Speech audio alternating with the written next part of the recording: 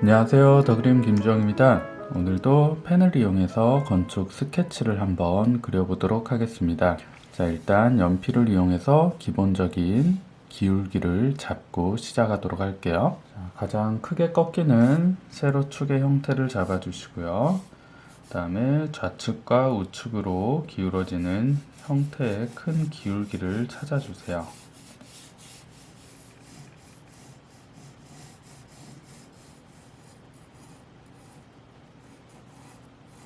좌측과 우측으로 꺾이는 큰 소실점의 기울기를 찾아주시고요. 펜을 이용해서 구체적인 형태를 하나씩 다듬어 나가도록 할게요. 제가 오늘 이용할 펜은 0.05mm 펜을 이용해서 스케치를 진행하도록 할 거예요. 자, 이제 가장 또렷하고 확실한 구조의 형태 먼저 정확하게 정리를 시켜 나가도록 하겠습니다.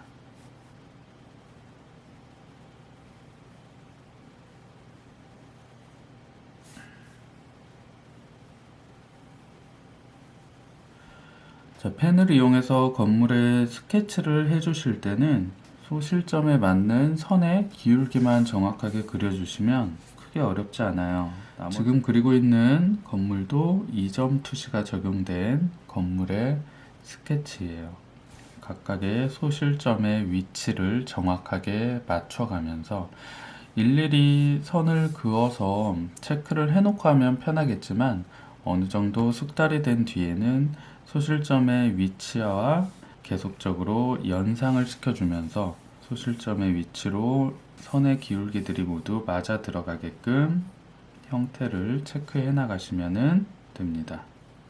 자, 일단 1층 건물에서 보여지는 창문의 형태들을 먼저 그리고 있어요. 자, 처음에는 눈에 가장 직관적으로 보이는 형태를 먼저 그려주시는 게 편해요. 가장 눈에 먼저 들어오는 형태를 그려주신 뒤에 작은 형태들의 위치를 하나씩 찾아 나가시면 돼요. 자, 펜으로 바로 스케치를 해주실 때는 앞뒤 관계에 대한 부분을 정확하게 파악을 하시면서 스케치가 진행이 돼야 돼요. 스케치 자체가 수정이 안 되기 때문에 앞쪽에 있는 물체의 라인들을 먼저 그려주시고 뒤쪽에 가려지는 형태의 표현들을 만들어 주셔야 돼요. 자, 이제 1층 건물의 형태는 어느 정도 큰 틀이 나왔네요. 자, 이제 2층도 한번 진행을 해 볼게요. 자, 2층의 형태도 같은 방식으로 진행을 시키시면 돼요. 일단 큰 도형의 꺾이는 모서리를 기준으로 해서 건물의 기본 틀을 잡아낸다고 생각을 해주시면 돼요.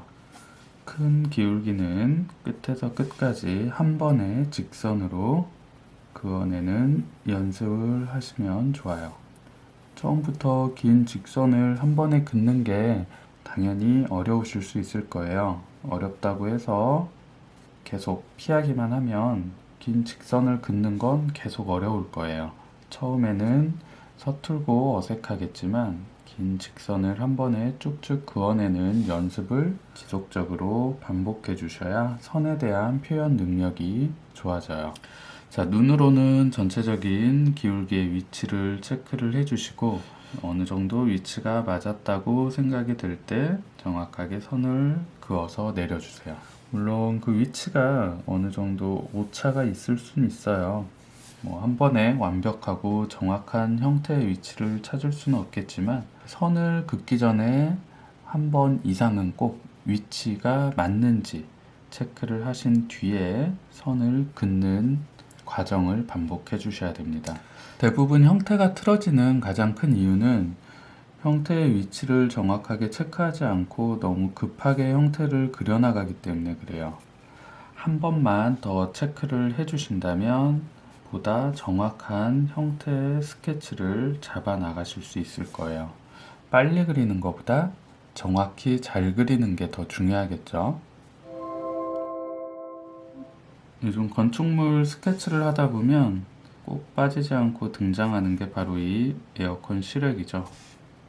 요즘은 에어컨 실외기 없는 건물이 거의 없다 보니까 어떤 건물의 형태를 그리든지 꼭 이 실외기의 형태가 같이 추가가 돼야 돼요.